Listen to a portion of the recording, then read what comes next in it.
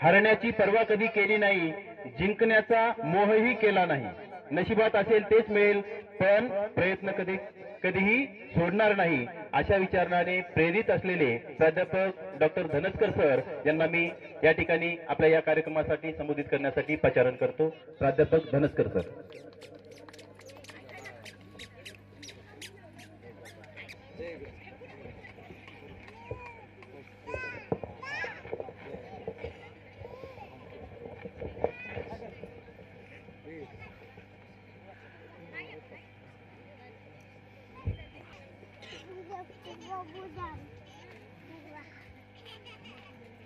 जगातल्या तमाम महामानवांच्या विचारांना मी पहिल्यांदा विनम्र अभिवादन करतो.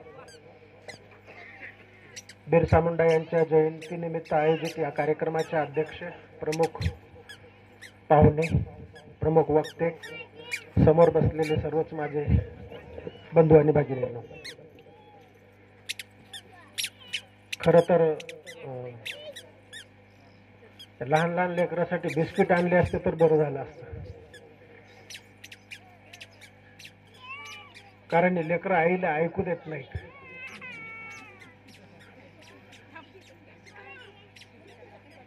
पुढच्या कार्यक्रमात खिचडीच्या ऐवजी बिस्किटाचाच कार्यक्रम ठेवू आपण. पुढच्या वेळेस बिस्किट आणली जाणार आहेत. बऱ्याच दिवसानंतर लोहा गावामध्ये मी आलेलो आहोत. यापूर्वी मी 2 वेळेस आलो होतो, पण तुमची काही मला भेट झालेली नाही.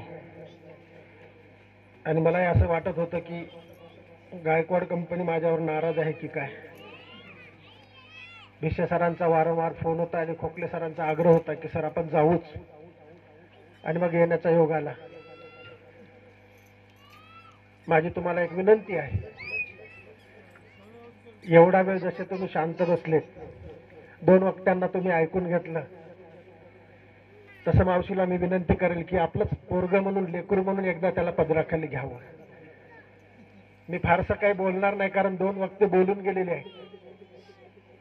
आता तुम्ही जेवढा वेळ बसून राहतात त्यावर माझं बोलणं अवलंबून आहे, कारण मी सकाळपासून उपवासी आहे त्यातल्या त्यात. पण सगळी माणसं माझी मला दिसली की तो उपवास बाजूला जातो आणि माझी माणसं मला दिसायला लागतात आणि मग बोलण्याचा उत्साह येतो. मॅडमने अतिशय सुंदर चांगल्या पद्धतीने विवेचन केलेलं आहे. घोडके सरांना मी पहिल्यांदाच ऐकलेलं आहे. सरांनी सुद्धा छान चळवळीच्या अंगाने बोललेले आहेत. आता प्रश्न शिल्लक राहतोय की आदिवासी समाज आणि बिरसा मुंडा आणि बाबासाहेब आंबेडकर. मॅडमने तर मला ज्यावर बोलायचं होतं त्यातले काही मुद्दे त्यांनी अगोदरच त्यांच्या पर्समध्ये टाकून दिले. महात्मा ज्योतिबा फुलेंवरही मला बोलायचं होतं, परंतु आता काही बाबी मी बाजूला ठेवतोय.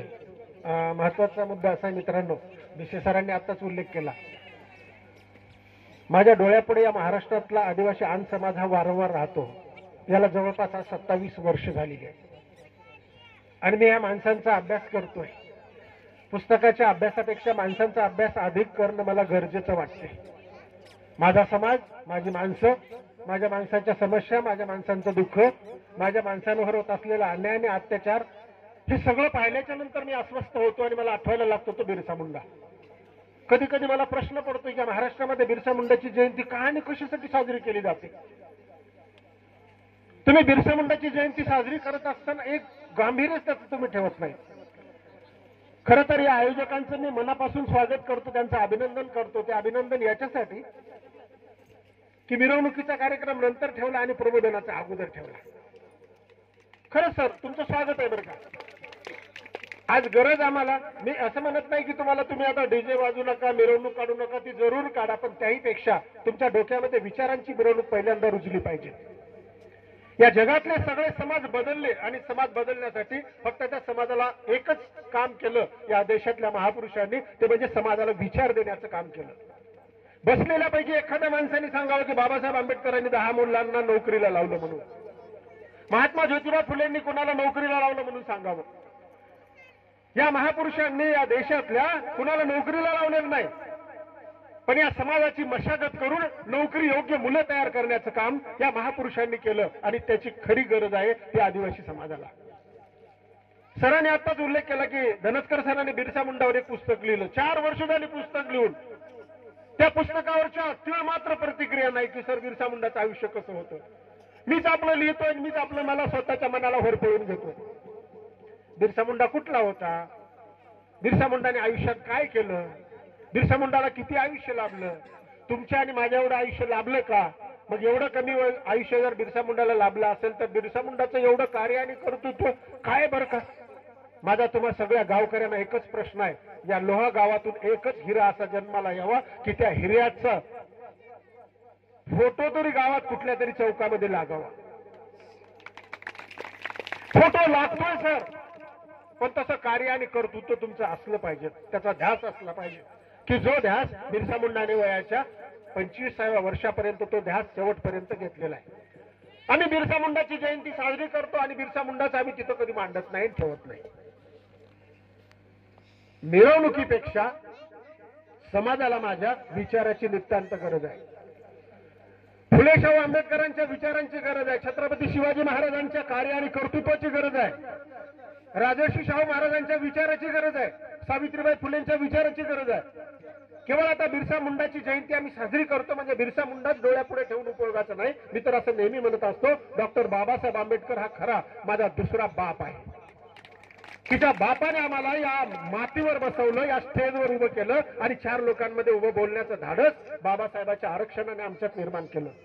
मला कधी कधी प्रश्न पडतोय की सर बाबासाहेब आंबेडकर जन्माला आले नसते तर काय झालं असतं.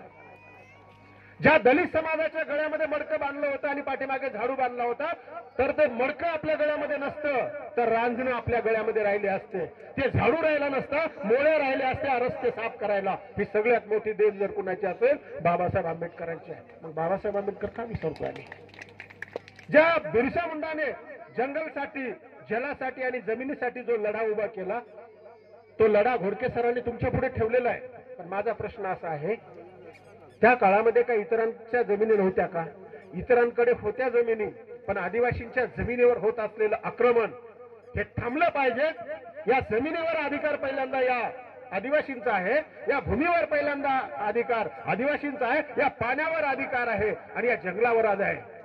जंगलावरचा अधिकार आमचा अबाधित राहिला पाहिजे. कारण तेव्हापासून बिरसा मुंडाच्या काळापासून आज सागायत या जमिनीचं आणि या जंगलाचं खरं संरक्षण जर कोण करत असेल तर तो फक्त आदिवासी समाज करतोय. ही बिरसा मुंडाची तेव्हाची देण आहे. पण आज काय झालं, बिरसा मुंडाच्या काळामध्ये जेव्हा जेव्हा आदिवासी समाजावर अन्याय होत होता तेव्हा बिरसा मुंडा पेटून उठत होता. एवढ्या वर्षानंतर बिरसा मुंडाकडून आम्ही काय घेतलं, आदिवासी समाजावर अन्याय होत नाही का. साहेब नाशिकच्या आयुक्तांनी मला फोन करून विचारला की सर तुमच्या पुस्तकामध्ये ते खरं आहे का ते सांगा मला. मी म्हणालो साहेब मीच येतो तिथं. काय होतं माहित आहे का, आदिवासी समाज शिकला पाहिजे, सवरला पाहिजे आणि मुख्य प्रवाहात आला पाहिजे असं शासनाचं म्हणणं आहे. आम्ही स्वागत करतोय. आम्ही सगळे आश्रमशाळेमध्ये शिकलेली हे सगळं कर्मचारी वर्ग आम्ही सगळे आश्रमशाळेत शिकलो. हायब्रिडच्या भाकरी आणि तुरीचं वरण खाऊन आम्ही लहानाचे मोठे झालो. ज्या वर्णामध्ये आळ्या शिजून वर यायच्या पांढऱ्या शुभ्र, त्या आळ्या काढून आम्ही वरण पिलं. त्या आश्रमशाळेने आम्हाला शिकवलं, लहानाचं मोठं केलं. आदिवासी समाज शिक्षणाच्या मुख्य प्रवाहात आला पाहिजे, त्याच्यात बदल झाला पाहिजे, परिवर्तन झालं पाहिजे. ही शासनाची भूमिका होती, अजूनही आहे. पण त्या आश्रमशाळेमध्ये दिलं जाणारं जे शिक्षण आहे ते शिक्षण कधी आम्ही तपासलं का. आश्रमशाळेतलं आजचं शिक्षण पाहिलं का. एवढंच नाही साहेब, तुम्हाला नवल वाटत असेल, आश्रमशाळेमध्ये घडलेले जे प्रकार जर तुमच्या डोळ्यापुढे जर मी ठेवले तर याच्या पुढे लोह्यातली एकही स्त्री आपल्या मुलीला आश्रमशाळेत पाठवायला तयार होणार नाही. काय लिहिलं होतं मी त्या ग्रंथामध्ये, आदिवासी समाजातली इयत्ता 5वी पास झालेली आणि 6वीच्या वर्गात गेलेली मुलगी जर 4.5 महिन्याची गरोदर जर राहत असेल तर आम्ही आदिवासी माणसांनी मुली गरोदर राहण्यासाठी आश्रमशाळेत पाठवायच्यात का, हा प्रश्न आहे. महाराष्ट्रातल्या कुठल्या संघटनेने हे आंदोलन उभं केलेलं नाही. पैशाच्या जोरावर सगळं प्रकरण ते मिटलं. आणि आश्रमशाळेत मुली कशांना पाठवतो, शिक्षण घेण्यासाठी. तिने शिक्षण घ्यावं, सावित्रीबाई फुलेंच्या पावलावर पाऊल तिने टाकावं, समाजाला जागृत करावं, समाजाला विचार द्यावेत, हे आमची तिच्याकडून अपेक्षा आहे. जर असा प्रकार घडत असेल तर आम्ही, सरांनी आताच म्हणाले संघटनेच्या संदर्भात आमच्या आदिवासींच्या संघटना कुठे गेल्या. मला तर कधी कधी त्या संघटना म्हणलं की किळसच येते. टोपलाभर संघटना महाराष्ट्रामध्ये आदिवासींच्या आहेत, पण एकही संघटना सुद्धा पेटून उठत नाही. याचा अर्थ असा नाही की मी दलित समाजातल्या संघटनेची स्तुती करतोय म्हणून. मला संघटना आवडते ती बाबासाहेब आंबेडकरांची. बाबासाहेब आंबेडकरांच्या संघटनेमध्ये काम करणारी माणसं गरीब होती, धोत्री माणसं होती. खिचडे भाज्या खाऊन संघटना रेटणारी माणसं नव्हती, तर ती माणसं शिळ्या भाकरी खाऊन संघटना रेटत होती. बाबासाहेबांच्या काळामध्ये संघटना खूप मोठी होती, पण संघटनेत काम करणारी माणसं खूप लहान होती. आज माणसं मोठी झाली, संघटना अंकुचन पावत चाललेली आहे. मग बाबासाहेब आंबेडकर आम्ही कधी समजून घेणार आहोत? बाबासाहेब आंबेडकरांची संघटना आम्ही कधी समजून घेणार आहोत? बिरसा मुंडाची संघटना आम्ही कधी समजून घेणार आहोत? मी जेव्हा बिरसा मुंडाचे अनेक चरित्र वाचल्याच्या नंतर माझ्या लक्षात आलं की आम्ही बिरसा मुंडाची जयंती साजरी करण्याच्या लायकीचे अजिबात नाहीये. काय केलं आम्ही? परवाच्या दिवशी परभणीमध्ये आदिवासी आम समाजातल्या मुलीची छेड काढली. वर्तमानपत्रामध्ये बातमीचे रकाने भरून आले आणि महाराष्ट्रामध्ये ती व्हिडिओ व्हायरल झाला.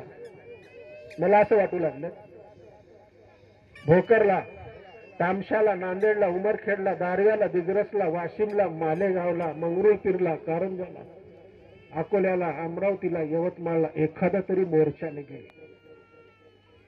का मोर्चा निघला नाही? कारण ती आपली पोरगी कोणीच नव्हती. असेल त्याची, झालं असेल तसं, आम्हाला काय घेणं देणं. ज्या दिवशी हे वादळ आपल्या घरात येईल ना, तेव्हा आपल्याला त्याची आस लागेल. अरे वादळ यायलं, वादळ यायलं, दारं बंद करा. तुम्ही वाट कशाची पाहताय? एवढा अन्याय झाल्याच्या नंतर काय केलं? एका ठिकाणी सुद्धा मोर्चा नाही निघाला. मोर्चा काढा म्हणजे दंगा करा नाहीये, लोकांचे घरदार जाळा नाही, गाड्या पेटून द्या नाहीये. तुमच्या मोर्चाने जाणीव झाली असती की आदिवासी समाज जागृत होतोय. काय केलं का आम्ही? आरक्षणाने आम्ही नोकऱ्या केल्या, नोकऱ्या करत आहोत, भरमसाठ पगार मिळत चाललेले आहे. आम्ही फक्त त्या पगाराच्या धुंदीमध्ये आम्ही वावरत चाललेलो आहोत. बाबासाहेब तर 5% खर्च करा म्हणले पगारीतला, आम्ही 2% सुद्धा करत नाही. आम्ही लक्षात घेतलं पाहिजे. खरं आहे ना मॅडम? पगार आपले किती वाढले? मॅडमचा पगार सांगितला तर अर्ध्या महिलांना चक्करच येईल, त्याच्यामुळे नाही सांगत मी. दोघे आहेत ते, दोघे आहेत. आज मला प्रश्न आहे तुम्हाला महिलांना, मॅडमला इथं येण्याची काय गरज आहे? मॅडमला इथं येण्याची काय गरज आहे? तुम्हाला विचार देण्याची काय गरज आहे? मॅडमला एकच वाटते, माझा समाज सुधारला पाहिजे, समाज प्रगतीच्या दिशेने गेला पाहिजे. माझ्या महिलेला एक स्वप्न पडलं पाहिजे, तिला तर स्वप्न पडूच नये, तिच्या पोटामध्ये वाहणाऱ्या लहान बाळाला सुद्धा स्वप्न पडलं पाहिजे. आमच्या महिला का स्वप्न पाहत नाहीत? का वाटत नाही? खरं तर यावेळेस सर गुणवंत विद्यार्थ्यांचा कार्यक्रम अतिशय छान झाला. मी त्या सगळ्या पालकांचं, आईचं आणि त्या मुलांचं आणि मुलींचं खरंच मनापासून कौतुक करतोय. ही काळाची गरज आहे, ही प्रेरणा देण्याची गरज आहे. आणि जोपर्यंत ही प्रेरणा आपण देणार नाही तोपर्यंत आमचे विद्यार्थी पुढे जाणार नाहीत ना. आमच्या विद्यार्थ्यांना हे सांगण्याची गरज आहे, आणि जोपर्यंत आम्ही सांगणार नाही तोपर्यंत आमच्या समाजाचा विकास होणार नाही. बिरसा मुंडांनी त्या काळामध्ये शिक्षणाला महत्व दिलं. भले तो ख्रिश्चन मिशनऱ्यांच्या शाळेमध्ये शिक्षण घेतलं तरी सुद्धा बिरसा मुंडांनी त्या काळामध्ये शिक्षण घेतलं आणि शिक्षणावर त्यांनी भर दिला. पण आज अलीकडच्या काळात आदिवासींच्या वाड्या आणि दऱ्या आणि वस्त्या उसावर गेलेल्या आहेत, कांदे काढायला गेले, आता हळदीला जाणार आहेत, आणि सध्या काही कापूस वेचायला गेलेले आहेत. मला तुमच्यापैकी एक जणांनी सांगावं, ब्राह्मणाची आणि कोमट्याची आणि मारवाड्याची बाई कुठं कांदे काढायला गेली का? ज्या दिवशी ऐकायला येऊ ना तेव्हा कांदा फोडून जेवढं डोळ्यात पाणी येते ना तेवढं डोळ्यात पाणी तुमच्या आणि माझ्या येईल. ते का दिसत नाही? आदिवासी माणूसच का दिसतो उसाच्या फडामध्ये? त्याच्याच हातात कोयता का दिसतोय? आम्ही काय केलं पाहिजे? त्यात बंद करा हे आता बाकीचं, आणि सगळ्या क्षेत्रामध्ये तुम्ही उतरलं पाहिजे. शिक्षण घेऊन केवळ नोकरी मिळवणे एवढाच हेतू डोळ्यापुढे न ठेवता तुमच्या रस्त्याला एक टी स्टॉल दिसला पाहिजे. चहाचे दुकान दिसू द्या, Birsa tea stall, Birsa hotel, Phule Shahu आंबेडकरांच्या नावे हॉटेल चालू करा, वेगवेगळ्या क्षेत्रामध्ये जा. आणि जोपर्यंत तुम्ही ही वेगवेगळी क्षेत्र काबीज करणार नाही तोपर्यंत भविष्य तुमचा अंधारमय. लक्षात ठेवा, ही काळाची गरज आहे, आणि ही काळाची गरज उचलून पावलं टाकण्याचं काम बिरसा मुंडांनी त्या काळामध्ये केलं होतं. मला कधी कधी प्रश्न पडतोय, वयाची 55 वर्ष पार झाल्याच्या नंतरही सुद्धा बिरसा मुंडाच्या 2% अक्कल जर मला येत नसेल तर माझ्या जगण्याला काही अर्थ आहे की नाही? घोडके सरांनी आताच सांगितलं. मित्रांनो, तुम्ही काही करा किंवा न करा, तुम्हाला एक ना एक दिवस मृत्यू शोधतच येतो. माझा हा प्रश्न आहे, जर एक दिवस तुम्हाला मृत्यू शोधत येत असेल तर समाजासाठी चांगलं करून जाणं काय हरकत आहे. मला तर नेहमी असं वाटते, साहेब 2 वाजता कधी कधी रात्रीला उठतो. आज मॅडम इथं साक्षीदार आहेत, मॅडम खरा त्रास मला जर कुणी दिला असेल तर तुम्ही महिलांनी. त्या अर्थाने नाहीये, मी जेव्हा या महिलांवर लिहित होतोय,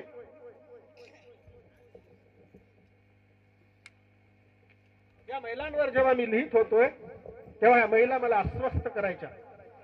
आणि मी विचार करू लागलोय, या महाराष्ट्रातल्या कर्तृत्ववान महिला किती आहेत या महाराष्ट्रामध्ये. सर, लोकांना खोटं वाटत असेल सर, या सगळ्याच महिलांच्या मुलाखती मी घेतल्या, सगळ्यांच्या मुलाखती घेतल्या. आणि दुसरी गोष्ट, मुलाखतीच घेऊन मी थांबलेलो नाही, तर यांचा आदर्श किती मुलींपुढे जाईल, महिलांपुढे जाईल, ती एक माझी अपेक्षा आहे, आपली सगळ्यांचीच अपेक्षा आहे. म्हणून नोकरी करणाऱ्या महिलांकडून मी एक अपेक्षा व्यक्त केली, शिकलेल्या सवरलेल्या महिलांकडून मी एकच अपेक्षा व्यक्त केली, मॅडम तुम्ही आणि शिकलेल्या सवरल्या प्रत्येक महिला जेव्हा खेड्यात जाता, दऱ्याखोऱ्यात जाता, तेव्हा तुम्ही 2 कामं करायची आहेत. तुमच्या अंगावर असलेली 5,000ची साडी घरी काढून ठेवायची, तुमच्या गळ्यामध्ये असलेले 10 लाखाचे दागिने घरी काढून ठेवायचे आहेत, आणि 1 मंगळसूत्र आणि 4-5 मंगळसूत्राचे काळे मणी घालायचे आणि खेड्यात जायचं. कमीत कमी एका वेळेस 10 महिलांना भेटायचं आणि सांगायचं, मावशी मुलगा काय करतो, मावशी मुलगी काय करायची, कोणत्या वर्गात आहे ती, बाळा शिकायचं. एकदा तिला पदराच्या खाली तुमच्या घ्या, त्या बाळाला जेवढे तुम्ही विचार देणार आहात मग तेवढं ते बाळ पेटून उठणार आहे. ही गरज आहे ती. म्हणून महिलांकडून मी अपेक्षा व्यक्त केली, तुम्ही शिका, सवरा, संघटित व्हा, आणि अन्याय अत्याचार जर होत असेल तर तुम्ही पहिल्यांदा पेटून उठलं पाहिजे. आणि तुम्हाला पेटून उठवण्याचं काम जर कोण करत असेल तर ते शिक्षण करत असते. मॅडम, कदाचित तुम्हाला नवल वाटेल, विदर्भातली एक बाई पाहिली मी, सामाजिक कार्य करणारी, आन समाजातली एक बाई एवढी अन्याय आणि अत्याचाराच्या विरोधात पेटून उठते, मला याचं नवलच वाटलं. कदाचित तुम्हाला खोटं वाटत असेल, भिशे सरांना मी बोललो होतो, त्या बाईचा दणका असा आहे, जिथे जिथे अन्यायाचं प्रकरण घडलं असेल तिथं फक्त त्या बाईला फोन करायचा, मॅडम इथं असं झालं, आश्रमशाळेवर असं झालं, आमच्या गावात असं झालं, फलानं झालं, दिसताना झालं, तिला एकदा सांगा आणि पत्ता द्या. ती बाई दुसऱ्या दिवशी टपकते. आणि जर तिला खरी ती घटना जर वाटली तर त्या माणसाला आपटून मारण्याची क्षमता त्या बाईमध्ये. 7 गावांमध्ये दारू बंद होत नव्हती, बाईने एकच राऊंड मारला, सगळं पिते गावाच्या बाहेर. आणि एवढंच नाही,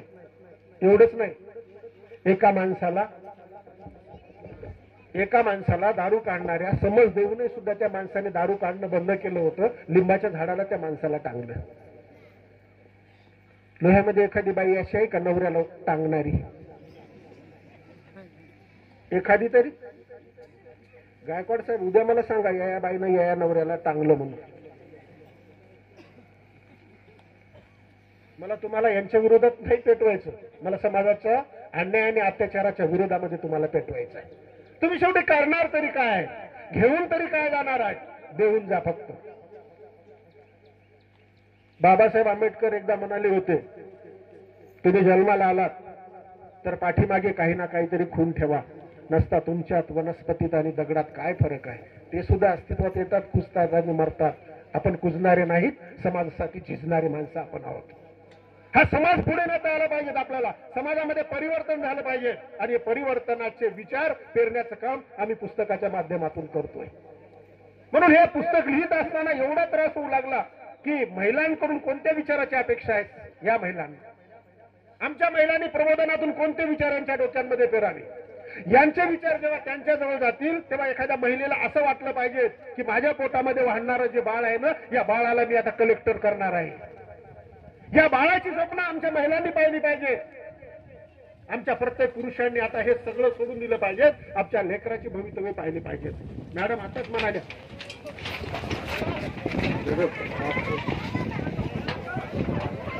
जर दिला असता तर इथं जयंती साजरी करायची गरज पडली नसती. सरे पडदा याला घ्या बघ तिकडं, याला बांधलं का मुळावर होती काय?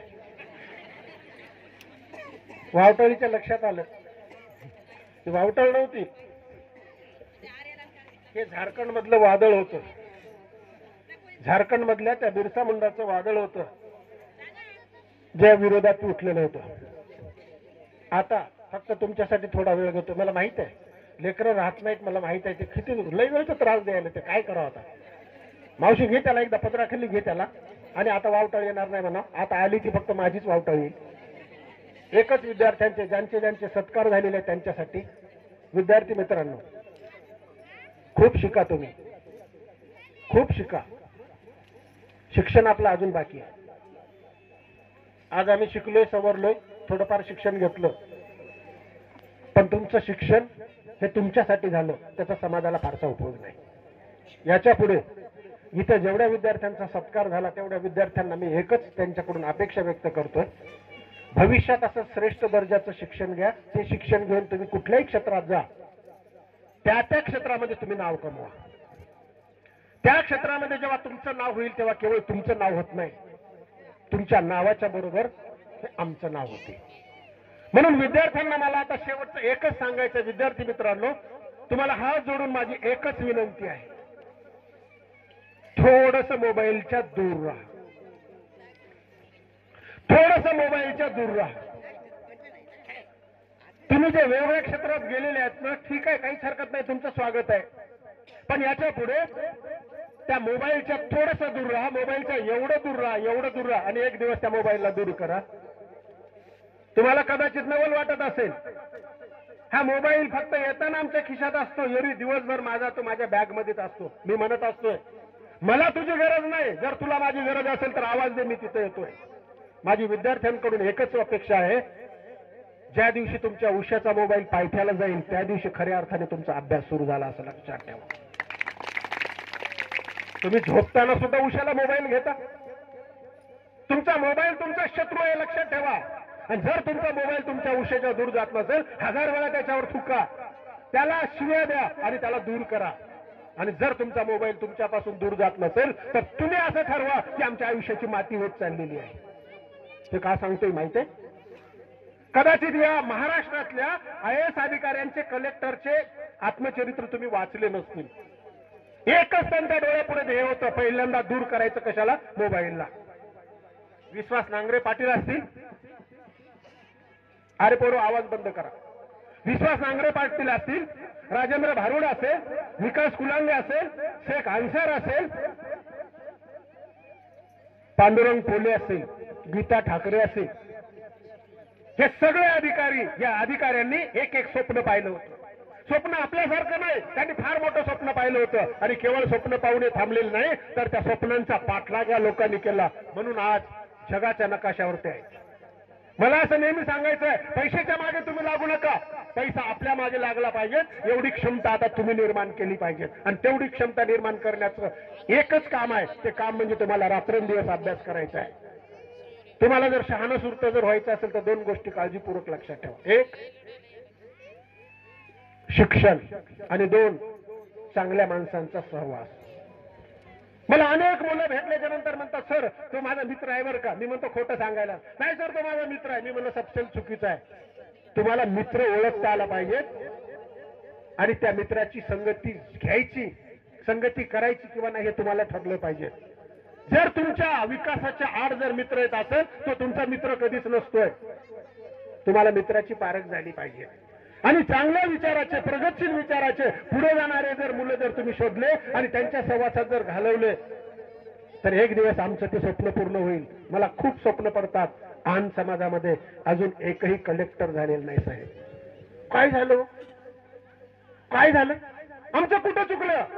आमचा विद्यार्थी कुठं कमी पडतो? आम्हाला फक्त विद्यार्थी सांगतात. मला क्युरिओसिटी आमच्या विद्यार्थ्यांची. मी सहज कुठे गेलो, आता योगना आला इथं, अरे काय चाललं तुझं? सर आपण MPSC करायलो. कुठे तरी भेटते मुलगा, सर UPSC करायलो बरं का. कुठे तर मुलगा सांगतोय, सर 2 वेळा झालं सर MPSC करायलो, UPSC. अरे म्हणलं तू काहीच करणं झाला, तू काहीच करणं झाला, फक्त आमच्या सारख्याला सांगत सुटलेला आहे. जो MPSC आणि UPSCच्या समुद्रामध्ये उडी मारतोय ना, तो कधी सांगत नाही, रिझल्ट घेऊन बाहेर येत असतो तो. आमच्या मुलांची तयारी नाही. माझी एक खूप मोठी अपेक्षा आहे, तुमच्या लोहा गावातून एखादा कलेक्टर का जन्माला येऊ नये. एवढी मोठी काळी जर जमीन असेल तरी कसदार मातीतून तसा एखादा हिरा का येऊ नये. जगाच्या पलटावर एकच तो राहणार आहे की तो UPSC मधून कलेक्टर झालेला आहे. आन समाजातला एक सुद्धा कलेक्टर नाही. आमची मुलं चाललीत कुठं? आमच्या मुलांनी या बुद्धीचं खोबरं केलं, या बुद्धीचा विकास नाही केला. त्यांनी काही स्वप्नच पाहिलेली नाही. स्वप्न पाहिले आणि ते झोपून राहिले, पण पाहिलेल्या स्वप्नांचा पाठलाग त्याने जागेपणे कधीच केलेला नाही. हे आमच्या विद्यार्थ्यांनी लक्षात घेतलं पाहिजे.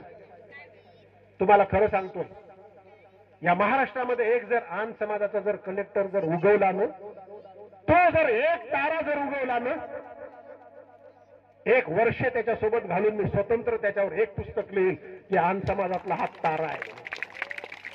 ही स्वप्न आमच्या महिलांना का पडू नये? सालदार असू द्या, शेतकरी असू द्या, मजूरदार असू द्या, सालदाराची बायको असू द्या, तिला स्वप्न पडले पाहिजे की मी एक ना एक दिवस या पोटामध्ये लहानाच्या मोठ्या होणाऱ्या बाळाला एक दिवस मी काही ना काहीतरी मोठ्या पदावर जाऊ देणार आहे, याला घालणार आहे नेऊ. हे आम्ही का करत नाही? का करत नाही? म्हणून विद्यार्थ्यांनो, सगळी तळमळ आमची तुमच्यासाठी आहे. आमचं काय नाही, आम्ही आता सगळे उतारायला लागलो. खरे चढायला लागणारे तुम्ही आहेत. त्या चढाची जाणीव ठेवा आणि आई वडिलांचं जेवढं सार्थक करता येईल तेवढं करा. कारण आई आणि वडिलांनी तुमच्यासाठी खूप खस्ता खाल्ल्या मित्रांनो, खूपच खस्ता खाल्ल्या, पण त्याची जाणीव मात्र तुम्ही ठेवलेली नाही. आज सालदार माणसाला काही काही मुलं आग्रह करायले, तो 20,000चा मोबाईल घेऊन द्या म्हणून आदळआपट करायले. सालदार मुलाला, सालदाराचा मुलगा 20,000चा मोबाईल घ्यायचा म्हणून बापाकडे तगादा लावतो आणि बाप 1,00,000 रुपयावर वर्षभर त्या भूतागत त्या शेतामध्ये राबतोय. तुम्हाला त्या बापाचं काही दुःख माहित आहे का? बापाच्या दुःखाची काही जाणीव आहे का? 2 लेकराचा मी बाप असल्यामुळं त्या दुःखाची खरी जाणीव मला आहे. म्हणून विद्यार्थ्यांना तुम्हाला एकच विनंती आहे, जर तुमच्या आईचं जर दुःख जर तुम्हाला समजून घ्यायचं असेल तर एकदा डोळे उघडे ठेवून आईकडे एकदा बघा. तिचे हात एकदा हातात घ्या आणि तिने सकाळी घासलेले भांडे आणि ताब्याचं लागलेलं काळं एकदा तुमच्या डोळ्यापुढे ठेवा. तुम्ही जेव्हा जेव्हा तुमच्या गरजा आई पुढे मांडता तेव्हा सगळं बांधून पुढे ठेवते आणि तुमची गरज पहिल्यांदा भागविण्यासाठी ती पुढे येते. आई जे करते बापच ते करते, बापही तेच करते, तुमच्यासाठी राबता येते. आम्हाला काहीच नको आहे, आम्ही जे जगतोय ना ते तुमच्याकडे पाहून. माझं तर स्पष्ट म्हणणं आहे, बाप प्रत्येक श्वास जो घेतोय ना ते स्वतःसाठी नाही घेत, माझे लेकरं सुखामध्ये राहावं यासाठी. म्हणून जगातली प्रत्येक आई, तिला जेव्हा आपले लेकरं सुखाने दिसतात ना तेव्हा महिनाभर ती उपवासी राहते आणि फक्त हवेवर जगत राहते. ही त्या आईची अपेक्षा असते. असं म्हटलं जातं, आईच्या डोळ्यातल्या एका थेंबानं अख्खा समुद्र निथळ होतोय. मग आमच्या ह्या मुली आमच्या आईच्या डोळ्याचा समुद्र का करतात हा मोठा प्रश्न आहे.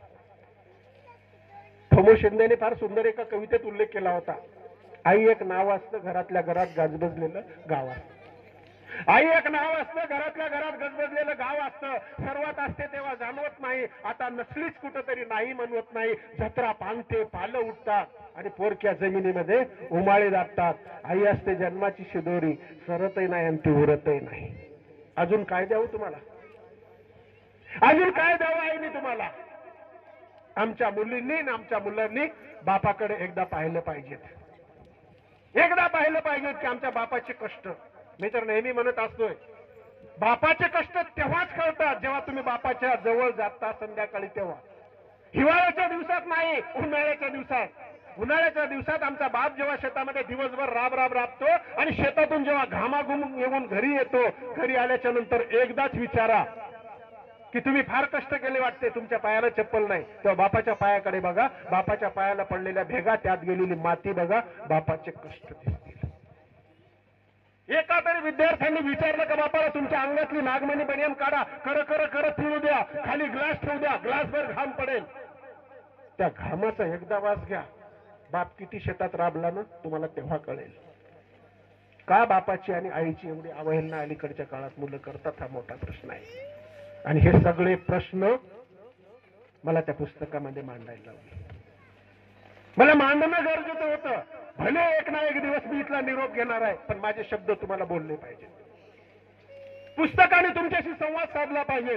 कुणीतरी धनस्कर होता, त्यांनी दिशा दिलेली आहे. या दिशेने आमचा विद्यार्थी गेला पाहिजे, ही आमची मनोमन भूमिका आहे. मग का आमच्या मुली, आमचे मुलं आमच्या आई वडिलांना का विसरतात? का विसरतात? एक तुम्हाला गोष्ट सांगतो. आता आलोच इथं तर भरपूर ऐकून घ्या. मला पुन्हा येईल किंवा नाही येईल हा भविष्याचा खेळ आहे. निसर्ग काय करतो हे तुम्हाला आणि मला आणि जगातल्या कुठल्याच विद्वानांना शोधता आलं नाही. महिलांसाठी आणि मुलींसाठी आणि समोर बसलेल्या सर्वांसाठी एक गोष्ट सांगतो, बघा काही पटतंय का? सर वेळ झाला तर मला चिठ्ठी द्या बरं का. हा चिठ्ठी द्या, कारण लई दुरून आलो ना मी. 100 किलोमीटर अंतर पार केलं मॅडम, म्हणून आता 200 किलोमीटरचं बोलावं तर लागेल ना. झाडाखालच्यानी सुद्धा त्यांच्यासाठी गोष्ट आहे. सुरू करतोय. एक माणूस होता, त्याला मृदुंग सुंदर अशा पद्धतीने वाजवायला जमायचं. एक माणूस सुंदर अशा पद्धतीने मृदुंग वाजवायचा. गावात अडचण होते म्हणून काय करायचा, एका माळावर जायचा, एक झाड शोधायचा, त्या झाडाखाली बसायचा आणि तो मृदुंग असं वाजवायचा. तो मृदुंग वाजवायचा, गायन करायचा आणि संध्याकाळी घरी यायचा. त्याला खूप आनंद मिळायचा. जसं मी भाषण करताना मला खूप आनंद मिळतो की आमच्या मायमाऊल्या शांतपणे ऐकून घेतात. त्याला आनंद मिळायचा. 1 दिवस झालं, 2 दिवस झालं, 4 दिवस झालं, तो रोज जायचा, त्या झाडाखाली बसायचा, मृदुंग वाजवायचा, सुंदर अशा प्रकारचं गायन करायचा आणि तो घरी यायचा. 1 दिवस झालं, 8 दिवस झाले, 1 महिना झाला. 1 महिना झाल्याच्या नंतर ज्या जंगलामध्ये ज्या झाडाखाली तो बसायचा, त्या झाडाखाली त्या काट्या कुपाट्यातून गवतातून एक गाईचं वासरू आलं आणि त्याच्या जवळ बसलं. त्यानं वाजवायला सुरुवात केली, गायला सुरुवात केली. ते घराकडे निघून आलं. ते वासरू तिकडे पुन्हा गायब झालं, गेलं जंगलामध्ये काट्या कुपाट्यात. लोह्याकडून इकडे गवतवाडीकडे गेलं. दुसऱ्या दिवशी तो पुन्हा गेला, पुन्हा ते वासरू आलं आणि त्याच्या जवळ बसलं. असं याचं वाजवणं गायन संपलं, हे घराकडे निघलं की ते तिकडे निघून जाऊ लागलं. 3 महिने सारखं ते वासरू तिथे येऊन बसू लागलं.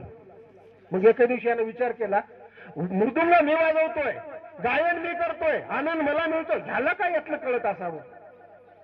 मग जेव्हा तो उद्या गेला आणि तिथे बसला, मृदुंगावर त्याने थाप टाकली, वाजवायला सुरुवात केली आणि गायला सुरुवात केली. ते वासरू तिकडून काट्या कुपाट्यातून गवतातून पाला पाचोळ्यातून आलं आणि तिथे बसलं. यानं वाजवणं बंद केलं. तो त्या वासराला एवढंच म्हणाला, अरे मी मृदुंग वाजवतोय, मला आनंद मिळतो, मी गायन करतोय, मला आनंद मिळतो, पण तुला यातलं काय कळते? त्या मृदुंगाचा आवाज तुला कळतो का? मी गातो त्यातलं कळते? माझ्या आवाजातले चढ उतार कळतात का? तुला याचा आशय कळते? तुला कळते काय? पण तू येतो कशाला? ते वासरू शांतपणे बसून राहिलं आणि पुन्हा तो म्हणाला, अरे गाढवा मी तुलाच म्हणतोय, काहीतरी बोल, कशाला येऊन बसतो? ते शांत राहिलं आणि पुन्हा म्हणाला तो माणूस त्या वासराला की अरे तुला काही कळते का? मी तुलाच बोलतोय. तेव्हा हळूच ते वासरू उठलं आणि बोललं. काय बोललं? तेवढंच म्हणालं, काका तुम्ही काय गायन करता हे मला नाही कळत, तुमच्या चव्हाण आवाजातले चढ उतार मला कळत नाही, तुमच्या गीताचा आशय हे मला कळत नाही, पण एक आहे, तुम्ही जे मृदुंग वाजवतायत ना, त्या मृदुंगाला लावलेली जी चामडी आहे ना, ती माझ्या आईची आहे. त्या मृदुंगाला लावलेली जी चामडी आहे ना, ती माझ्या आईची आहे. तुम्ही जेव्हा त्याच्यावर हात टाकता, त्यातून जो आवाज येते, मला असं वाटते की माझी आईच मला बोलावते. माझ्या आईचा शब्द ऐकण्यासाठी मी इथे येऊन बसत आहे. काय घेणार या गोष्टीतून आपण? जगामध्ये जे अस्तित्वात आहे ना त्याला विसरतो आणि जे नाही ना त्याला कवटाळत बसत असतो. जोपर्यंत मायबाप आहेत ना तोपर्यंतच या जगातले देव आहेत. देवाची प्राप्ती तुम्हाला इतर कुठंच होणार नाही, लक्षात ठेवा. हे खरे देव आहेत, हे आई वडील खरे तुमचे देव आहेत. तुम्ही म्हणत असाल की सर तुमचं काय? मी कुठलेच देव पाळत नाहीये, मी कुठलेच देव पाळत नाहीये. फक्त मायबापालाच देव मानतोय आणि त्याच्यानंतर देवांची जर रांग कोणती असेल तर ही माझ्यासाठी सगळी देवांची रांग आहे. हे सगळे देव आहेत. त्या वासराला जर आईचं जर दुःख कळत असेल, आईचं महत्व कळत असेल, तर आम्ही कधी जाणलं आईला? आईच्या दुःखाच्या कधी वेदना आम्ही जाणून घेतल्या का? आईचं दुःख पहाडा एवढं आम्ही कधी पाहिलंय का? मी तर मुद्दामून कधी कधी माझ्या बायकोला म्हणत असतोय, खरं तर तिचं नाव मीरा आहे, पण ती माझ्या आयुष्यात खसखसच आहे बरं का. मी तिला नेहमी म्हणत असतो की स्त्रियांचं फार मोठं दुःख आहे. ती म्हणते तुम्हाला कसं कळत. खरं आहे तिचं. आणि मग माझ्या लक्षात आलं की एका स्त्रीला जेव्हा एका बाळाला जन्म द्यायचा असतो ना, तेव्हा अक्षरशः ती रात्रभर दुःखात काढते. रात्रीला सुद्धा एकदा म्हणते, या जगातले 33 कोटी देव माझ्याकडे द्या, एखाद्या भांड्यामध्ये मला टाकू द्या आणि ते पाणी मला पिऊ द्या, हे देव तरी माझ्या उदरातलं बाळ बाहेर काढेल. काय भोग असतील त्या स्त्रीचे, काय दुःख असेल तिचं. ते दुःख आम्ही समजून घेतो. काय करतोय आम्ही तिच्यासाठी? काहीच नाही करत. आईसाठी आम्ही काय केलं, वडिलांसाठी काय केलं, आणि पुढचा प्रश्न राहिला समाजासाठी. मित्रांनो, मग हे समाजाचं ओझ तुम्हाला खांद्यावर घ्यायचं आहे. पण विद्यार्थ्यांना मला एकच सांगायचं आहे, तुमचे खांदे जोपर्यंत मजबूत आहेत तोपर्यंत समाजाचं काम करा. पण खांद्यावर झू येण्याच्या अगोदर तुमचे तोंड सडत चाललेत ते जरा बंद करा. हे थोडंसं बाजूला ठेवा आणि तुम्हाला बाजूला ठेवायचं आहे.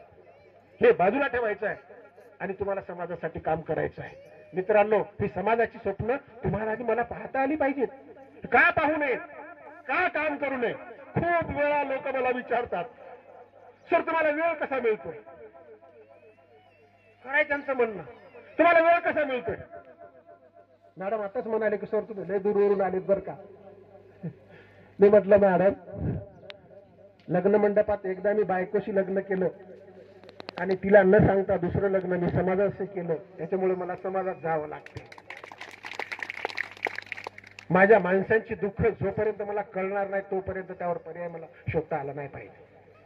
म्हणून नोकरी करणाऱ्या प्रत्येक क्षेत्रातल्या माणसाचे मला एक नवल वाटते, त्यांनी एक काम करावं साहेब, खरंच प्रामाणिकपणे आणि निष्ठेने. मी जर डॉक्टर असेल तर माझी माणसं डॉक्टर पेशामध्ये कशी येतील ते आणावेत. माझ्या माणसांचं दुःख मी तसंच सहन करावं. 200 रुपये फीस आहे का, त्याच्याजवळ 100च दिसतात का, चला 100 आणि चल पुढे वर. तुम्ही विद्यापीठात आहात का, विद्यापीठात आपल्या विद्यार्थ्यांचे प्रश्न सोडवा. मी मुद्दामून अशा माणसांची नोंद घेत असतो. औरंगाबादच्या कॅन्सर हॉस्पिटलमध्ये एक कर्मचारी आहे सर, मला वाटतं भोकर मधला आहे का तुमच्याकडचा, बालाजी देशमुख त्यांचं नाव आहे, किनवट. सर असं काम होतं. सर म्हणले फक्त या. मी म्हणलं सर मी असं बोलतो. म्हणजे सर सांगू नका मी तुम्हाला ओळखतो. मी म्हणलं सर असं काम होतं. म्हणजे फक्त पाठवून द्या. आणि मी 1 नव्हे 2 नव्हे जवळपास 7-8 पेशंट पाठवल्याच्या नंतर त्या माणसाने मला औरंगाबादला येऊ दिलेलं नाही. आणि सगळ्या अंधाच्या माणसांचं तिथलं सगळं ऑपरेशन करण्याचं काम त्या माणसाने शिरावर घेतलेलं आहे. या माणसांची आम्हाला गरज आहे. म्हणलं हा माणूस पहिल्यांदा माझ्या पुस्तकात अवतरला पाहिजे. ही वेगवेगळे क्षेत्र. स्वामी रामानंद तीर्थ मराठवाडा विद्यापीठ नांदेडच्या विद्यापीठामध्ये सुद्धा तुकाराम भुरके नावाचा एक कर्मचारी आहे. मी त्यांना एकच फोन करतोय, सर मी विद्यापीठात या कामासाठी आलो. तो माणूस दरवाजावर तिथं हजर राहते. माणसं आम्ही अशी तयार केली पाहिजेत, ही तयार केली पाहिजेत. आमचा जिल्हाधिकारी तर नाहीच नाही, पण तहसीलदार आमचे आहेत ना. तुम्ही संपत्ती किती कमावता याला कवडीचा अर्थ नाही आहे. तुमच्या आयुष्याची खरी संपत्ती कोणती आहे आम्ही ओळखलीच नाही. मॅडमने आता उल्लेख केला, खरंच आहे मॅडम. प्लॉट असतील, घर असतील, गाड्या असतील, माड्या असतील का साड्या असतील, किती एकर आहे हे महत्वाचं नाही. माणसाला फक्त 4x6ची जागा लागते. 4x6च्या जागेमध्ये आपण मस्त बसतोय, कायमस्वरूपी आपण झोपतोय. काही एकर वाढवायची गरज नाही. आपल्याला खूप दिलंय, आज ती वेळच आली. आता आन समाजामध्ये नोकरी करणारे दोघं खूप जण आहेत, मी सुद्धा आहे. पण मला वाटते की 5% सामाजिक कार्यामध्ये उडी घेण्याची आपल्याला गरज आहे. कारण अजूनही सुद्धा आपला समाज हा दऱ्याखोऱ्यांमध्ये तिथंच राहतोय. जर सर्वे केला तर लक्षात येईल आदिवासी समाजाचं दुःख किती मोठं आहे ते. आणि जर हे दुःख जर आपल्याला कळत नसेल तर आपल्या शिक्षणाचा काय उपयोग आहे? माणूस शिक्षणाने सुसंस्कृत होतोय हे कधी कधी खोटं वाटायला लागते. आम्ही शिक्षण घेतलं, नोकऱ्या लागल्यात आम्हाला, आणि आम्ही आमच्यामध्येच आता दंग झालेलो आहोत. मित्रांनो, एकच काम करायचं आहे, समाजाच्या भल्यासाठी तुम्हाला आणि मला झटायचं आहे. आणि झटण्याचं काम यापुढे हव्यातपणे तुम्हाला आम्हाला हाती घ्यायचं आहे. आणि जर नोकरदार लोकांनी, कर्मचारी वर्गांनी जर हे काम जर हाती जर नाही घेतलं तर मग कोण घेणार आहे? अपेक्षा कोणाकडून ठेवायच्या? मी म्हणायचं का दुसरं कोणी येईल आणि करेल? मी हे नाही पाहिलं पाहिजेत. आता काम करायचं आहे ना, ते आम्ही आता काम केलं पाहिजे. आमच्या महिलांना विचार दिले पाहिजेत. आणि थोडस मॅडमने खरं तर सविस्तर बोलायला पाहिजे होतं. दारूचा त्यांनी एकच उल्लेख केला. दारूचा व्यसनाधीनता आदिवासी समाजाला एवढी घातक ठरत चाललेली आहे. अख्खे गावाच्या गावं त्या दारूच्या पुरामध्ये पोहून निघालीत. अलीकडच्या काळातली 8-8, 10-10, 12-12 वर्षाची पोरं दारू पीत चाललेली आहेत. आणि मग अनंत प्रश्न निर्माण होत चाललेले आहेत. थोडीशी व्यसनाधीनता कमी करा. आणि मला असं वाटतं की इथं कर्मचारी वर्ग खूप आहे साहेब, आणि समाजामध्ये अज्ञान आणि अंधश्रद्धा तर नसेल असं मला वाटते. पण जर अंधश्रद्धा असेल तर ती कमी करा. अंधश्रद्धेच्या पाठीमागे लागू नका. तुमचं भूत बाधा करणे कुसळी भानामती याव त्याव हे सगळंच खोटं आहे. फक्त एक सदसद विवेक बुद्धीने विचार करा आणि तुम्ही यांचं मार्गदर्शन घ्या. नाहीतर मग आपलं गावाकडच्या सारखं सुरूच राहते. ते थोडंसं बंद करा. जर तसं होत असतं तर एवढे डॉक्टर लोक उगवलेच नसते. या डॉक्टर लोकांनी एवढं शिक्षण घेतलेलं काय उपयोगाचं झालं असतं? माझ्या गावामध्ये 10-15 वर्षाच्या पूर्वी मी एकदाच गेलो होतो आणि एका मुलाला विंचू चावला होता.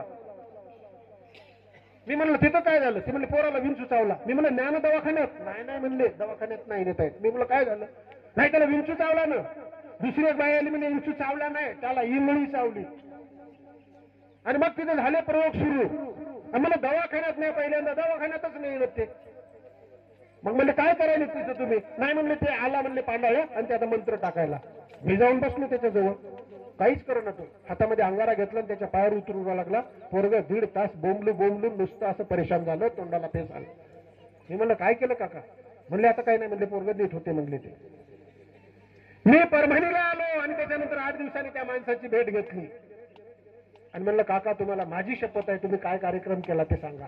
विंचू चावल्याच्या नंतर ते फक्त मंत्र टाकत होता आणि मंत्रानं जर तुमच्या शरीरातलं विष जर उतरायचं असतं तर आमचे सगळे दवाखाने बंद करावे लागले असते. बरं ते विंचाचं मंत्र तरी काय होते? पळसाचं पान गाईचं थान. तुमच्यात रेकॉर्डिंग होते बरं का मंत्र. ते विंचू तुम्हाला चावल. पळसाचं पान गाईचं थान, उतर उतर इंचू तुला सद्गुरूची आण. एवढाच मंत्र होता. पळसाचं पान गाईचं थान, उतर उतर इंचू तुला सद्गुरूची आण. साहेबांनी पाटाई करून टाकलं बा, खाली मान घातल्याने हसायला लागले. हे आमच्या माणसं एवढाच कार्यक्रम करत नाही, सबसेट चुकीचं आहे हे मला सांगावं लागलं. बरे आम्ही काय उतरवतच नाही, आम्ही चढवतो सुद्धा. काळा काळा विंचू, गोरे गोरे पाय, तळपायाची आग मस्तकाला जाय. आम्ही उसाला उतरवतो, ते काम करतो. गावाखालचा गावगाडा महारवाडा, महारवाड्याच्या खालचा काळा डाव, काळ्या डावातली मासोळी, मासोळीचा काटा, उतर उतर पोटा. पोट उतरलं. उद्या गावात चर्चा करू नका, हब धनचकर महाराज आले होते म्हणून. सगळे अज्ञान आहे, ही अंधश्रद्धा आहे. ही अंधश्रद्धा तुम्हाला बाहेर जर काढायची असेल तर आमचा यानंतरचा ही पिढी आमची शिक्षणाच्या प्रवाहात आली पाहिजे. आमच्या विद्यार्थ्यांनी डोळसपणे शिक्षण घेतलं पाहिजे आणि त्या शिक्षणाचा उपयोग समाजाला झाला पाहिजे. तेव्हाच खऱ्या अर्थाने फुले शाहू आंबेडकर, छत्रपती शिवाजी महाराज, संभाजी महाराज असतील, राजर्षी शाहू महाराज असतील यांच्या विचाराचे आम्ही पाईक आहोत. अन्यथा काय उपयोग आहे मला सांगा ना.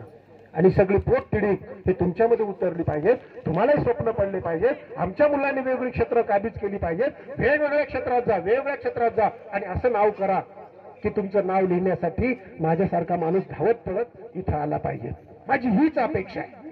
बाकी काहीही करू नका. तुम्ही एवढं मोठं व्हा, एवढं मोठं व्हा की समाजाला तुमच्याबद्दलचा हेवा वाटला पाहिजे. अरे तुमच्यावरूनच आमची ओळख होते, नाही तर आम्हाला कोण विचारतंय? ते जे आहेत ना त्या मुलाचे वडील आहेत. संपलं. आम्हाला काय पाहिजे?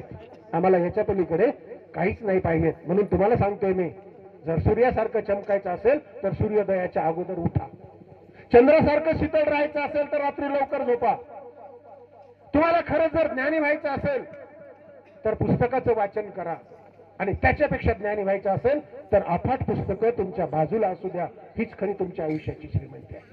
माणूस पैशाने कधीच श्रीमंत होत नसतोय. लाख नाही कमावता आले तरी हरकत नाही, पण आयुष्यामध्ये लाख मोलाची माणसं कमवा. अरे आपली श्रीमंती तीच आहे. माझ्यासाठी एवढा वेळ तुम्ही बसून राहिलेत, ही खरी माझ्या आयुष्यातली श्रीमंती आहे. ऐकून घेणारा सगळा वर्ग माझी श्रीमंती आहे. ही श्रीमंती तुम्हाला द्यायची आहे आणि हे सातत्याने बोलण्यातून आणि लिखाणातून देण्याचं काम मागील अनेक वर्षापासून मी करतोय. कारण आन समाजावर लिखाण फारसं साहेब झालेलं नाहीये. आता मागील 3 वर्षापासून मॅडम 3 वर्षापासून विदर्भातल्या आन समाजाच्या संपर्कात आहे. 242 महिलांच्या संपर्कात मी आहे. एवढ्या महिला तुम्हाला कशा सापडतात? 242 महिलांशी माझा संवाद झाला आणि त्यातल्या जवळपास 43 महिला गच्च पकडल्या. ती संस्कृती समजून घेतली, आन समाजाचं वेगळेपण शोधलं, आंधाचे देव शोधले, त्यांचं जगणं शोधलं, त्यांचे सण समारंभ शोधले आणि मग त्यांच्याकडे पारंपरिक पद्धतीची काही गीतं आहेत का? मानोरा तालुका, मंगरुळपीर तालुका, मालेगाव तालुका आणि बार्शी टाकळी तालुका या तालुक्यातल्या महिलांकडून अनेक गीतं मला मिळाली आणि म्हणालो की भविष्य काळासाठी फार महत्वाची आहे. मी का धडपडतो, मी का लिहून ठेवतो आन समाजाचा इतिहास? भविष्यामध्ये एखाद्या जर म्हणजे भविष्यात 50 वर्षानंतर आन समाजातल्या एखाद्या जर विद्यार्थ्यांनी विचारलं आपल्या समाजाचा इतिहास काय, तर तेव्हा धनसकरांचं पुस्तक त्याच्या डोळ्यापुढे ठेवा. हा आपल्या समाजाचा इतिहास आहे आणि हा इतिहास लिहिणारी मंडळी आन समाजात खूप कमी आहे. ही खूप कमी आहे. कदाचित तुम्हाला माहितही नसेल. अजून 8 दिवसाला ते पुस्तक येईल. खरं तर मला मावशी लहानपणापासून माईनं जे मला सुख आणि प्रेम दिलं, आयुष्यभर तिनं माझ्यासाठी झगडली, तेवढंच खऱ्या अर्थाने सुख आणि समाधान ते पुस्तक लिहिताना मला झालं. साहेब मला नवल वाटू लागलं. आंतरराष्ट्रीय स्तरावर आन समाजातला मुलगा कुस्ती मॅटवर खेळतो हे मला आता माहीत झालं. मॅटवर इंडोनेशिया आहे, थायलंड आहे, स्लोव्हाकिया आहे आणि युरोपमधला अजून एक देश आहे. या देशामध्ये आन समाजातला मुलगा मॅटवर कुस्त्या खेळतोय हे मला पहिल्यांदा माहीत झालं आणि त्या मुलाची अमरावतीला जाऊन मी भेट घेतली. तो मुलगा कुस्ती खेळतो, त्याचा भाऊ कुस्ती खेळतो, त्याची बहीण सुद्धा, तिघे सुद्धा आखाड्यात सोडलेले आहेत. हा पुस्तकातलं एक प्रकरण त्या मुलांसाठी इतिहास राहणार आहे मॅडम. मराठवाड्यातला एक मुलगा वाऱ्याच्या गतीने धावतोय. 150 पदक त्याला गतीचे धावण्याच्या गतीचे मिळाले आहेत. छगन बोंबले नावाचा मुलगा आहे. वसमत तालुक्यातला खांबाळा त्याचं नाव, गावाचं नाव. उंची त्याची एवढी, परंतु एवढ्या भन्नाट गतीने तो धावतोय. एक वेळेस त्या मुलाने किती रनिंगचं अंतर पार करावं? अखंड तो 40 किलोमीटर पळतोय. अखंड तो 40 किलोमीटर पळतोय आणि 2 वेळेस त्याने मुंबईची महाराष्ट्र मॅरेथॉन स्पर्धा 2 वेळेस जिंकली. सचिन तेंडुलकर आवाज झाला आणि दोन्ही वेळेस सचिन तेंडुलकरने त्याचं स्वागत केलं आणि बक्षीस वितरण सुद्धा त्याला तो छगन बोंबले नावाचा मुलगा. मी विचार करू लागलो, अरे तू काय स्वप्न पाहिलेस, काय स्वप्न पाहिलेस? आणि तो मुलगा अवतरला एखाद्या ताऱ्यासारखा माझ्या पुस्तकामध्ये. ही माझ्यासाठी आनंदाची गोष्ट आहे. आणि विदर्भातले जेवढे कार्यकर्ते आहेत त्या कार्यकर्त्याचा एक जीवनपट एका प्रकरणामध्ये मांडला. जवळपास 36 पेजेस कार्यकर्ते बसले. भविष्यामध्ये जर तुम्ही मला चान्स दिला जर मराठवाड्यातल्या कार्यकर्त्यांचा ओघ म्हणून, तर तुमच्यासाठी जरूर माझी लेखणी आज तयार आहे माझ्याजवळ. फक्त मला माणसं दिसली पाहिजे. मी कल्पनेच्या भराऱ्या मारून मला समाजाचा इतिहास पाठवायचा नाहीये, तो मला दाखवायचा नाहीये. मला त्या समाजाला बाहेर काढायचं आहे आणि बाहेर काढण्यासाठी लेखणी झिजली पाहिजे. एवढे वर्ष आपल्या हातात लेखणी नव्हती. बाबासाहेबांनी लेखणी दिली, शाहू फुले आंबेडकरांनी लेखणी दिली. त्या लेखणी झिजवण्याचं काम तुम्हाला आणि मला करायचं आहे. म्हणून तो इतिहास वाट पाहत आहे. त्याच्यासाठी फक्त तुम्हाला काम करायचं आहे. आपण सगळे सामान्य माणसं आहोत. आपण बाबासाहेब आंबेडकर होणार नाही, कारण या जगातल्या विद्वानांच्या पंक्तीमध्ये फक्त बाबासाहेबांनीच बसावं. आपण काय बसणार आहोत, काय बसणार आहोत मला सांगा ना. कारण बाबासाहेबांचं कार्य अतिशय मौल्य, विश्वाच्या पलीकडचं काम आहे. म्हणूनच अमेरिकेचे माजी राष्ट्राध्यक्ष बराक ओबामा बाबासाहेबांबद्दल म्हणतात सिम्बॉल ऑफ नॉलेज. जर ज्ञानाचं प्रतीक जर कोण असेल, बाबासाहेब आंबेडकरांकडे पाहिलं पाहिजे. कारण या विश्वामध्ये सर्वात कठीणात कठीण परीक्षा ज्याला आपण डिलीट, सर परीक्षा कोणती हो?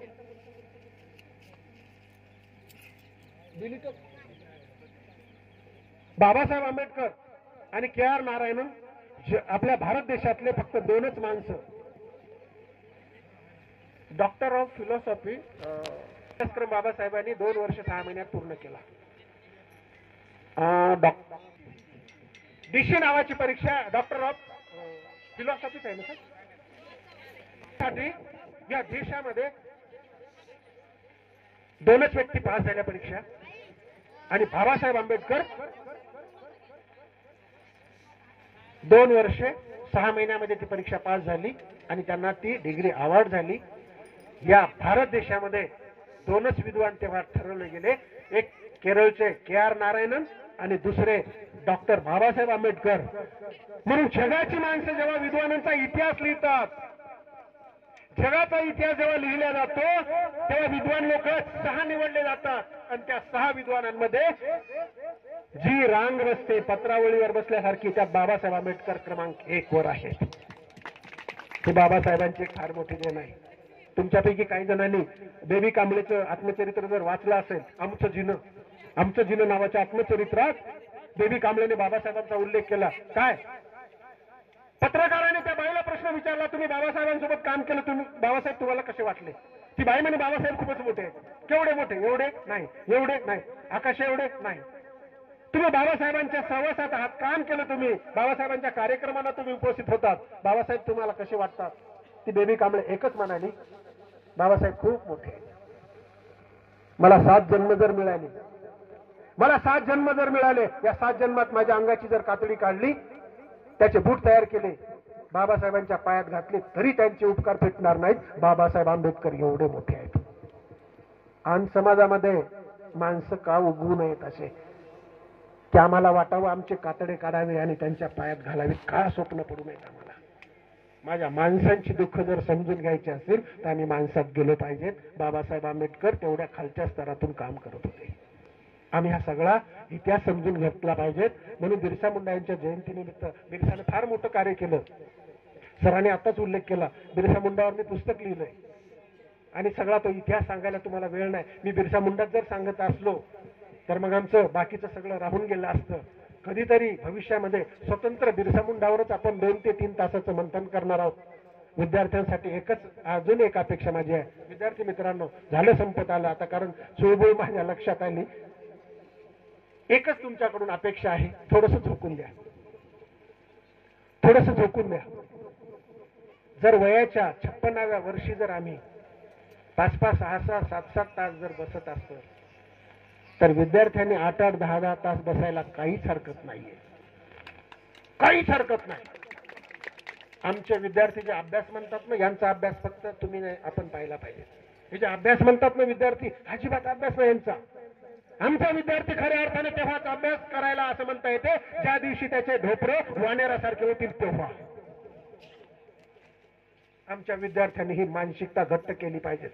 जर तुम्हाला चमकायचं असेल सूर्यासारखं, नाव करायचं असेल तुमचं, समाजाचं, गावाचं, आई वडिलांचं आणि तुमच्या कुटुंबाचं, तर झिजणच शिका तुम्ही.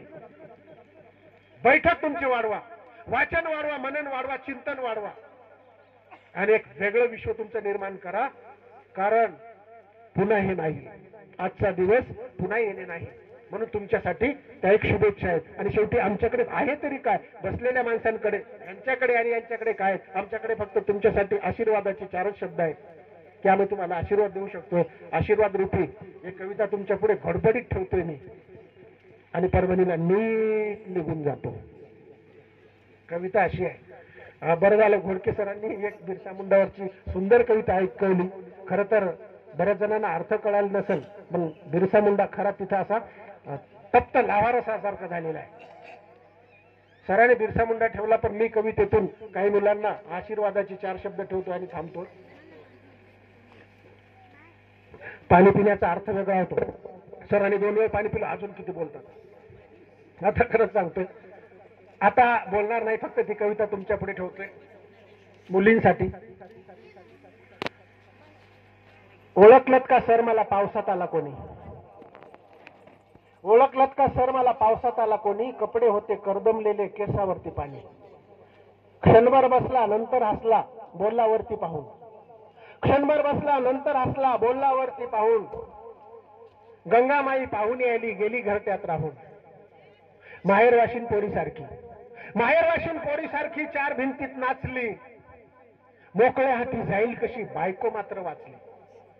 भिंत खचली चूल विजली, भिंत खचली चूल विजली, होते नव्हते नेले, प्रसाद म्हणून पापण्यामध्ये पाणी थोडे ठेवले. कारभारणीला घेऊन संगे सर, कारभारणीला घेऊन संगे सर आता लढतो आहे, पडकी भिंत बांधतो आहे, चिखलगाळ काढतो आहे. खिशाकडे हात जातात, खिशाकडे हात जातात, हसत हसत उठला. पैसे नको सर, जरा एकटेपणा वाटला. मोडून पडला संसार तरी मोडला नाही कणा, पाठीवरती हात ठेवून लढ म्हणा, नुसतं लढ म्हणा. आणि अशा आशयाची ती कविता त्या विद्यार्थ्याची आहे. तो म्हणाला की सगळं जाऊ द्या सर, फक्त तुमचा आशीर्वाद पाहिजे, तुमचा आशीर्वाद असेल तर मी काहीही करू शकतोय. एवढी शेवटची कविता आमच्या विद्यार्थ्यांनी लक्षात घ्यावी. मला माहित आहे खूप वेळ झाला, खूप म्हणण्यापेक्षा खूपच वेळ झाला, आणि आपण मला ऐकून घेतलं त्याबद्दल तुमचे तर आभारच आभार. पण तिकडे बँडसाठी आणि मिरवणुकीसाठी तयार असलेल्या सर्वच कार्यकर्त्याचे खरं तर धन्यवाद मानायला पाहिजेत, कारण त्यांना समजून घेणं अवघड असते. त्यांनी मला समजून घेतलं त्याबद्दल त्यांचे धन्यवाद. जय भीम, जय बिरसा. खूप धन्यवाद सर, खूप खूप धन्यवाद. या ठिकाणी मंत्रमुग्ध होऊन सर्वजण आपण बोलत होता ते ऐकत होते. त्यानंतर वेळ भरपूर झालेला आहे.